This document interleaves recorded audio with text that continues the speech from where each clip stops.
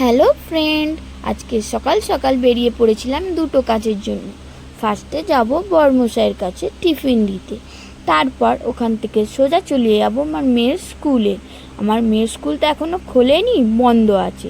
স্কুলে কিছু কাজ হচ্ছে, তাই প্রত্যেক সপ্তাহে সপ্তাহে আন্টিরা হোমওয়ার্ক দিচ্ছে, সেই হোমওয়ার্কটা আমাকে কালেক্ট করতে হচ্ছে।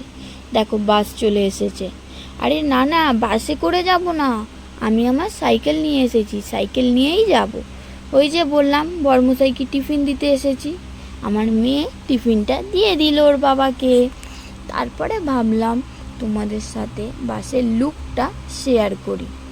এই যে সামনে দেখতেই পাচ্ছ বজরংবলী বসে আছে। তারপর পুরো বাসের লুকটা তোমাদেরকে দেখাই। দেখো কেমন লাগছে কমেন্টে জানিও। এখানে বসে বসে আমার মেয়ে বাস চালানোও প্র্যাকটিস করে নিচ্ছে। দেখো।